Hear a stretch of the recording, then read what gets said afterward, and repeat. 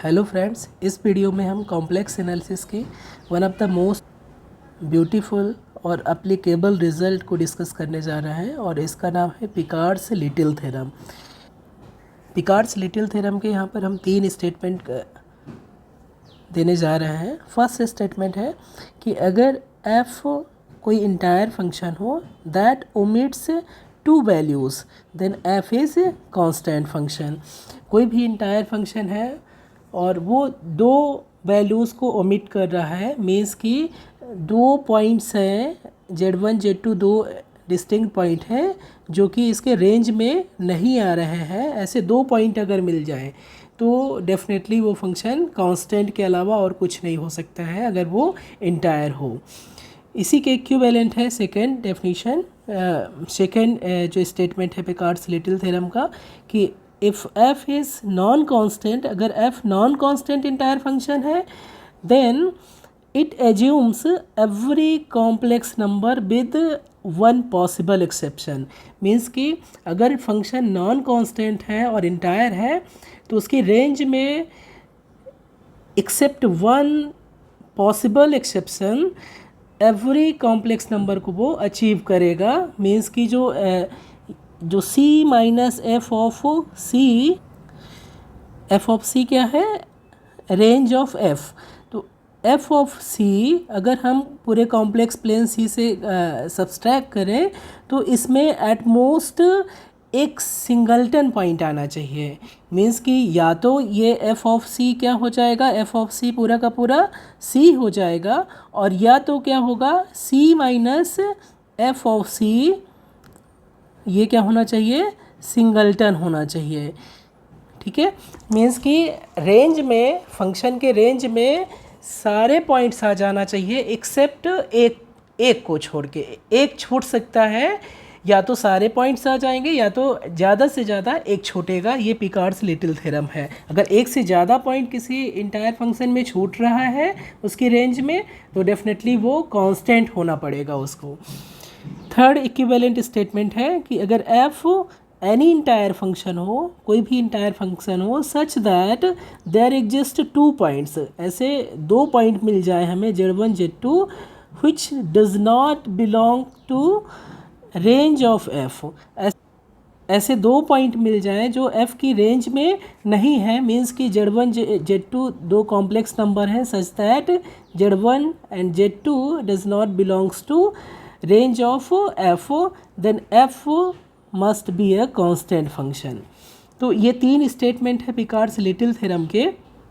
अब हम इसके एप्लीकेशन को और इसके कॉन्सिक्वेंसेस को डिस्कस करने जा रहे हैं।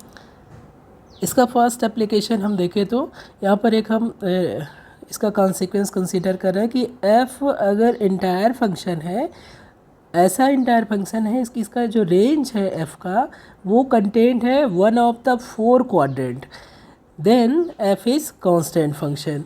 अगर f कोई भी इंटायर फंक्शन है सच दैट कि उसका जो रेंज है वो किसी एक क्वाड्रेंट में, फॉर एग्जांपल मान लीजिए सेकेंड क्वाड्रेंट में कंटेंट है, ये जो f ऑफ c है, f ऑफ c मतलब जो रेंज है f की वो सेकेंड क्वाड्रेंट में अगर कंटेंट है तो डेफिनेटली हम 2 पॉइंट हम ढूंढ सकते हैं। एक पॉइंट यहाँ का हो गया, एक पॉइंट यहाँ का हो गया, तो 2 पॉइंट मिल जाएंगे जो इसके रेंज में नहीं आ रहा है। इसलिए पिकार्ड्स लिटिल थ्योरम से क्या हो जाएगा, जो f हो जाएगा वो कांस्टेंट हो जाएगा। तो ये एक एग्जांपल है यूज़फुल, इसका एप्लीकेशन पिकार्ड्स लिटिल थ्योरम का। सेकेंड एप्लीकेशन हम दे सकते हैं कि अगर f कोई इंटायर फंक्शन है, ऐसा इंटायर फंक्शन है कि इसका जो रेंज है f का वो कंटेंट है वन ऑफ द प्लेन, या तो अपर हाफ प्लेन में या लोअर हाफ प्लेन में या तो लेफ़्ट हाफ प्लेन में या राइट हाफ प्लेन में, तो डेफिनेटली वो फंक्शन क्या हो जाएगा, कांस्टेंट हो जाएगा। कैसे देख सकते हैं, जैसे हम सोचे कि अगर f कोई इंटायर फंक्शन है जिसका जो रेंज है वो कंटेंट है राइट हाफ प्लेन में, राइट हाफ प्लेन में अगर इसका रेंज कंटेंट हो गया तो डेफिनेटली हम 2 पॉइंट चूज़ कर सकते हैं। लेफ्ट हाफ प्लेन के कोई भी 2 पॉइंट चूज़ करेंगे तो ये दोनों पॉइंट इसके रेंज में नहीं आएगा। इसकी वजह से पिकार्ड्स लिटिल थ्योरम इंश्योर करेगा कि ये फंक्शन f कांस्टेंट हो जाएगा। ऐसे कोई भी, चाहे अपर हाफ प्लेन ले चाहे लोअर हाफ प्लेन ले, चाहे लेफ्ट हाफ प्लेन ले, सभी के केस के लिए एफ कांस्टेंट हो जाएगा। ये एप्लीकेशन बहुत ही इम्पॉर्टेंट है कि अगर एफ कोई इंटायर फंक्शन है और इसका रेंज है, यानी कि एफ का जो रेंज है, एफ का रेंज कैसे डिफाइंड होगा, f of C that is collection of all f z where z belongs to C. ये एफ का रेंज है। तो रेंज किस में कंटेंट हो, रेंज या तो कंटेंट हो किसी लाइन में, इन अ लाइन, या तो किसी लाइन सेगमेंट में और इन अ लाइन सेगमेंट, और इन अ सर्किल, किसी सर्किल में कंटेंट हो, या किसी डिस्क ऑफ फाइनाइट रेडियस में कंटेंट हो, और इन अ बाउंडेड रीजन, किसी बाउंडेड रीजन में इसका रेंज कंटेंट हो एफ का, या एक्सेस में कंटेंट हो, या फिर वाई एक्सेस में कंटेंट हो, और या फिर फाइनाइट यूनियन ऑफ दीज, जितना भी लिस्ट किया गया है इनके फाइनाइट यूनियन में भी कंटेंट हो। तो इस केस में जो फंक्शन f है वो कांस्टेंट फंक्शन हो जाएगा।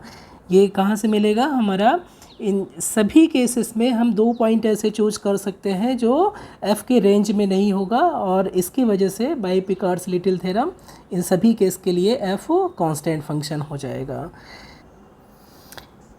इस थ्योरम को और समझने के लिए एक हम एग्जांपल कंसीडर कर रहे हैं यहाँ पर। f कोई भी इंटायर फंक्शन है such that range of f contained है in the set given by this. ये सेट क्या है, ऐसे जेड का कलेक्शन, ऐसे जेड कॉम्प्लेक्स नंबर के ऐसे कॉम्प्लेक्स नंबर है जिसमें y की वैल्यू फिक्स्ड है, y इक्वल टू आई है। ओके और साथ में दिया है कि f of 0 equal to 10 plus i है।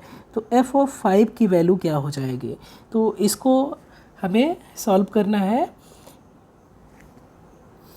पिकार्ड्स लिटिल थ्योरम की हेल्प से। कैसे हो सकता है, जो हमारा फंक्शन है वो इंटायर है, साथ में जो इसका रेंज है वो किस में कंटेंट है, जो रेंज ऑफ एफ है दैट इज़, ये क्या हो जाएगा, एफ ऑफ सी, ये कंटेंट है एक्चुअली इस सेट में z belongs to c such that y equal to i, y equal to i हो, इसका मतलब ये कॉम्प्लेक्स प्लेन में क्या हो जाएगा, ये एक लाइन हो जाएगी। ये y इक्वल टू आई है, यहाँ से ये y इक्वल टू आई ये लाइन हो गई। तो जो रेंज है f का किस में कंटेंट हो गया, एक लाइन में जो ओरिजिन से कितनी डिस्टेंस है, एक्स एक्सिस के पैरेलल 1 डिस्टेंस में है, y equal to i line. Okay अब अगर हम देखें तो ये जो इसका रेंज है फंक्शन का, ये इंटायर फंक्शन था और कंटेंट हो गया किसमें, एक लाइन में। तो लाइन में अगर ये कंटेंट हो गया तो डेफिनेटली फंक्शन f को इंटायर होना पड़ेगा। और यहाँ पर फंक्शन की वैल्यू क्या दी है, 0 पर दी है, f ऑफ 0 की वैल्यू दी हुई है यहाँ पर 10 प्लस आई दी है। और ऑब्वियसली ये किस में कंटेंट होगा, ये जो हमारा सेट दिया हुआ था उसी में कंटेंट है। तो डेफिनेटली जो फंक्शन है, क्योंकि इंटायर फंक्शन था तो और ये कंटेंट है एक लाइन में, तो पिकार्ड्स से लिटिल थ्योरम की हेल्प से ये कांस्टेंट फंक्शन हो गया। और f ऑफ 0 पर इसकी वैल्यू हमें दी हुई है, तो चूँकि ये कांस्टेंट फंक्शन है इसलिए जो f ऑफ 5 की वैल्यू है वो भी 10 प्लस आई हो जाएगी। तो जो हमारा करेक्ट चॉइस है वो C हो जाएगा। तो इससे हम इस टाइप के क्वेश्चन को भी सॉल्व कर सकते हैं। पिकार्ड्स थ्योरम का और एप्लीकेशन ये है, 4th नंबर, अगर f equal to u plus i भी कोई भी इंटायर फंक्शन है सच दैट 0 और 1 f के रेंज में नहीं है। ठीक है, 2 पॉइंट है 0 और 1 जो f के रेंज में नहीं है, तो ऑब्वियसली ये क्या हो जाएगा, कांस्टेंट फंक्शन हो जाएगा। ये एक पर्टिकुलर केस है पिकार्ड थ्योरम का। पिकार्ड थ्योरम में क्या कह रहा है कि कोई भी नॉन कांस्टेंट इंटायर फंक्शन होगा तो वो एट मोस्ट एक ही पॉइंट को ओमिट कर सकता है। यहाँ पर 2 पॉइंट ऐसे हैं, 0 और 1, 2 पॉइंट है कॉम्प्लेक्स प्लेन में जो इसके रेंज में नहीं है, इसलिए फंक्शन क्या हो जाएगा, कांस्टेंट फंक्शन हो जाएगा। ये नेक्स्ट 5, अगर इसमें देखें एक फंक्शन है f equal to u plus i भी, ये भी एक इंटायर फंक्शन है, ऐसा इंटायर फंक्शन है कि इसमें से कोई भी कंडीशन सेटिस्फाई हो, या तो इसका रियल पार्ट कांस्टेंट हो या तो इमेजिनरी पार्ट कांस्टेंट हो, यानी कि u कांस्टेंट हो, या बाउंडेड हो, sorry, such that any one either real part of f that is u or imaginary part of f that is b or modulus of f that is u square plus b square, ये क्या है, bounded है, ठीक है। अगर real part या imaginary part या इसका मैग्नीट्यूड या मॉडुलस किसी फंक्शन, किसी इंटायर फंक्शन का बाउंडेड है, तो वो फंक्शन अपने आप ही बाउंडेड हो जाएगा। ये पिकार्ड्स थ्योरम से हो जाएगा। यहाँ पर एक और इंटरेस्टिंग हम रिज़ल्ट को मेंशन कर रहे हैं, जो इस टाइप से है कि कोई भी नॉन कांस्टेंट अगर इंटायर फंक्शन है, non constant entire function has at most countable number of zeros. Zero का मतलब क्या है, ऐसे पॉइंट है जहाँ पर एफ ऑफ अल्फ़ा अगर ज़ीरो है, एफ कोई एनालिटिक फंक्शन है, तो हम अल्फ़ा को बोलते हैं कि ज़ीरो ऑफ एफ है, मीन्स जो रूट्स है किसी फंक्शन के, तो उसको हम ज़ीरो बोलते हैं। तो किसी भी नॉन कांस्टेंट इंटायर फंक्शन के जो ज़ीरोज़ हैं या रूट्स हैं, वो एट मोस्ट काउंटेबल नंबर हो सकते हैं, अनकाउंटेबल नहीं हो सकते हैं। मीन्स इक्विवेलेंटली हम लिख सकते हैं कि अगर f कोई इंटायर फंक्शन है such that f has uncountably many uncountable number of zero, then f is identically zero function है, ठीक है। यानी कि f अगर कांस्टेंट, f अगर आइडेंटिकली ज़ीरो फंक्शन है तो ही वो अनकाउंटेबली मैंने ज़ीरोज़ रख सकता है। इसके अलावा कोई भी फंक्शन है वो कभी भी अनकाउंटेबल नंबर ऑफ ज़ीरोज़ नहीं रख सकता है। सिर्फ ज़्यादा से ज़्यादा जो इसके ज़ीरोज़ हो सकते हैं किसी भी फंक्शन के, वो काउंटेबली मैनी हो सकते हैं। ये क्यों हो रहा है, क्योंकि कोई भी अनकाउंटेबल सेट C में कम से कम एक लिमिट पॉइंट रखेगा, और लिमिट पॉइंट जो जीरोज़ के होते हैं वो सिंगुलरिटी होती है, वो सिंगुलर पॉइंट होते हैं। इसलिए अगर अनकाउंटेबल नंबर ऑफ ज़ीरोज़ हो गए तो उसकी लिमिट पॉइंट क्या हो जाएगी, सिंगुलर पॉइंट हो जाएगी, और फंक्शन फिर इंटायर नहीं रह पाएगा। इसलिए कोई भी entire function at most countably many zeros रख सकते हैं, अनकाउंटेबली मैनी ज़ीरोज़ नहीं हो सकते हैं, ठीक है। तो यही यहाँ पर लिखा गया, so only entire function which has uncountably many zeros is the zero function f z equal to zero for all z belongs to complex number system. ये प्रॉब्लम को कंसिडर करते हैं। ये जून 2015 में नेट में ये क्वेश्चन पूछा गया था, पार्ट सी का ये प्रॉब्लम है। इस प्रॉब्लम में कह रहा है कि एफ कोई इंटायर फंक्शन है, तो which of the following are correct. तो फर्स्ट ऑप्शन को देखते हैं। कह रहा है कि f is constant if range of f is content in a line. तो ये हमने देखा है कि अगर कोई इंटायर फंक्शन है, उसका जो रेंज है वो किसी लाइन में कंटेंट है, तो f क्या हो जाएगा, कांस्टेंट हो जाएगा। तो जो फर्स्ट ऑप्शन है वो करेक्ट है। सेकेंड ऑप्शन में अगर देखें, f is constant if f has uncountably many zeros.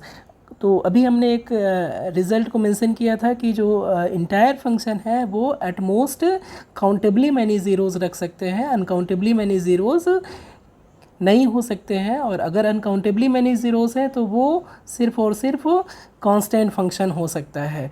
तो और वो कांस्टेंट फंक्शन क्या होगा, exactly f z equal to zero होगा for all z belongs to c. तो ये कांस्टेंट फंक्शन है जो अनकाउंटेबली मैनी ज़ीरोज़ रखता है। तो इसके ये कौन सा फंक्शन है, ये कांस्टेंट फंक्शन है। तो सेकंड भी ट्रू हो जाएगा कि अगर फंक्शन इंटायर है और उसके पास अनकाउंटेबली मैनी ज़ीरोज़ है तो डेफिनेटली फंक्शन कांस्टेंट हो जाएगा। फोर्थ ऑप्शन को अगर देखें हम, तो f is constant if real part of f is bounded. अगर रियल पार्ट या इमेजिनरी पार्ट या फंक्शन का मॉडुलस ये कोई भी इनमें से एक बाउंडेड है तो डेफिनेटली फंक्शन कांस्टेंट हो जाता है अगर वो इंटायर फंक्शन है। तो यहाँ पर पहले ही दिया था कि f इंटायर फंक्शन है, इसकी वजह से ऑप्शन नंबर फोर्थ भी करेक्ट हो जाएगा। रियल पार्ट अगर बाउंडेड है तो इसका मतलब क्या हो गया, mod of mod of u z is less than equal to m हो गया। मीन्स कि जो कॉम्प्लेक्स प्लेन में जो रेंज होगा वो इस वर्टिकल इनफाइनाइट स्ट्रिप में कंटेंट हो जाएगा। ये m है और ये माइनस m है। तो ऑब्वियसली यहाँ इस वर्टिकल स्ट्रिप के बाहर के कोई भी पॉइंट हम चूज़ कर लें कि ये पॉइंट हो गया, कि ये पॉइंट हो गया, तो ये फंक्शन की रेंज में नहीं आएगा। तो इसकी वजह से पिकार्ड्स लिटिल थ्योरम की वजह हेल्प से हम कह सकते हैं कि f कांस्टेंट हो जाएगा।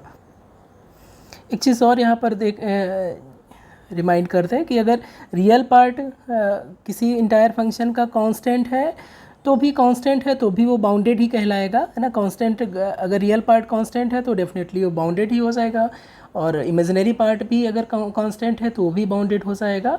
इनफैक्ट इन दोनों केस में जो उसका रेंज हो जाएगा वो किसी लाइन सेगमेंट में हो जाएगा, और इन दोनों केस में भी फंक्शन बाउंडेड हो जाएगा। तो ऐसे ही अगर चाहे रियल पार्ट भी बाउंडेड है, इमेजिनरी पार्ट बाउंडेड है या मॉडुलस बाउंडेड है, तो फंक्शन कांस्टेंट हो जाएगा।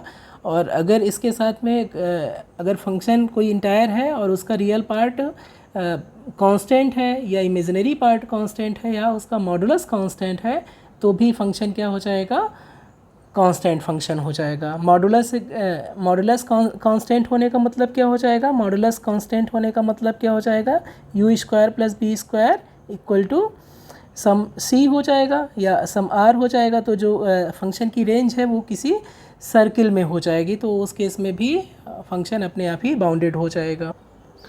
थर्ड ऑप्शन को हमें चेक करना है। थर्ड ऑप्शन में ध्यान से देखें तो कह रहा है कि f is constant if f is bounded on this set. यहाँ पर जो कह रहा है कि f बाउंडेड पूरे C में नहीं है। f अगर पूरे C में बाउंडेड होता तो डेफिनेटली वो कांस्टेंट हो जाता, लेकिन यहाँ पर एक पर्टिकुलर से सबसेट दिया है C का, इसलिए यहाँ पर हम पिकार्ड्स थ्योरम को अप्लाई नहीं कर सकते हैं, तो हमें कुछ और करना पड़ेगा। इनफैक्ट ये जो ऑप्शन है वो इनकरेक्ट है। हम एक ऐसा फंक्शन ढूंढ सकते हैं जो नॉन कांस्टेंट है और इस सेट में बाउंडेड है, और वो फंक्शन क्या है, 3 के लिए अगर हम कंसीडर करें एफ जेड इक्वल टू ई की पावर जेड, यानी कि ये क्या हो जाएगा, ई की पावर एक्स प्लस आई वाई। तो जो एफ जेड का मैग्नीट्यूड है वो कितना हो जाएगा, ई की पावर एक्स प्लस आई वाई इसका मैग्नीट्यूड, और ये हो जाएगा ई की पावर एक्स, इसका मैग्नीट्यूड हो जाएगा ई की पावर एक्स, और e to the power i y को हम cos y plus i sine y लिख सकते हैं, और इसका मैग्नीट्यूड लेंगे तो ई की पावर एक्स आ जाएगा। ये जो फंक्शन है ई टू द पावर एक्स, ये स्ट्रिक्टली इंक्रीजिंग फंक्शन है और इसका ग्राफ यहाँ पर बना हुआ है। तो ये फंक्शन निगेटिव जो रियल वैल्यू है, x की रियल वैल्यू है, यानी कि जो सेट दिया हुआ है z belongs to C such that real part of z is less than equal to 0। इस सेट में जो दिया है इसमें फंक्शन की ये जो फंक्शन का मैग्नीट्यूड है एफ जेड, इसका मैग्नीट्यूड कितना हो जा रहा है, ई की पावर एक्स हो जा रहा है, और ये ऑलवेज लेस दैन और equal to e to the power 1 यानी कि ई टू द पावर 0 यानी कि 1 से हमेशा कम रहेगा। तो ये एक्चुअली में जो फंक्शन है वो नॉन कांस्टेंट फंक्शन है, एफ जेड इक्वल टू ई की पावर जेड, और ये इंटायर फंक्शन है, और इस सेट में जो सेट दिया हुआ था उसमें ये बाउंडेड है। इसकी मैक्सिमम वैल्यू क्या हो रही है, ये 1 हो रही है, ठीक है, और ये इसकी वैल्यू ऑलवेज, ये जो वैल्यू है ये कंडीशन को सेटिस्फाई करेगा, ठीक है, लेस दैन इक्वल टू 1, और ये ऑलवेज ग्रेटर दैन 0 रहेगा, ठीक है, इस सेट में। तो ये जो कंडीशन दी हुई है थर्ड की f कांस्टेंट हो जाएगा, ये फॉल्स हो जाएगा, क्योंकि हमने एक फंक्शन यहाँ पर प्रोड्यूस कर दिया कि जो बाउंडेड है इस सेट में और इंटायर भी है, ठीक है, लेकिन वो कांस्टेंट नहीं है। तो हमारा जो थर्ड ऑप्शन है वो इनकरेक्ट हो जाएगा। तो ऐसे हम बहुत सारे क्वेश्चन हमें CSIR नेट या सेट एग्ज़ाम में मिलते हैं, TIFR में भी, गेट में भी, जिसको हम पिकार्ड्स थ्योरम की हेल्प से डायरेक्टली कंक्लूड कर सकते हैं। तो पिकार्ड्स थ्योरम बहुत ही यूज़फुल टूल्स है किसी फंक्शन को कांस्टेंट दिखाने के लिए, ठीक है। तो इसका यूज़ करके आप प्रॉब्लम को सॉल्व करिए। Thank you.